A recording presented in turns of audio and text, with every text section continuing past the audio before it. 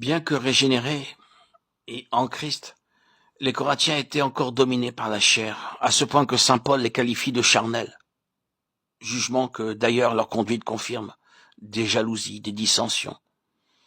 Dans sa lettre aux Galates, l'apôtre écrit « Les œuvres de la chair sont manifestes, ce sont l'impudicité, l'impureté, le dérèglement, l'idolâtrie, la sorcellerie, les querelles, les jalousies, les animosités, les disputes, les divisions, les sectes, l'envie, l'ivrognerie, les orgies et autres choses semblables. »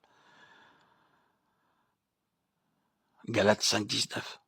Toutes ces choses, à quelque degré que ce soit, manifestent chez le chrétien l'activité de la chair qui s'ouvre un passage dans l'âme, la personnalité. Sous cette influence charnelle, l'homme n'est même pas psychique. Il manifeste ce qui est naturel charnel. Il marche selon la chair, bien que son esprit ait été renouvelé et vivifié. Or, ceux qui marchent selon la chair ne peuvent plaire à Dieu. L'apôtre reproche aux Corinthiens de demeurer si longtemps dans ce stage de l'enfance qui doit être de courte durée. Hébreux 5, 11, 14.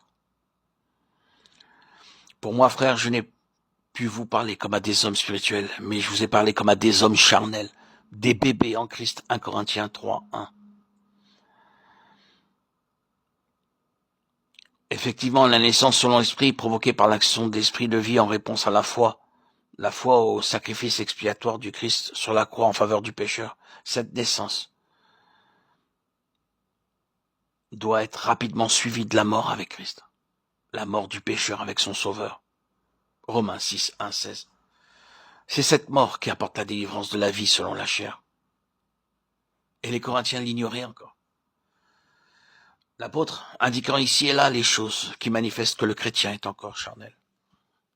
Un bébé en Christ.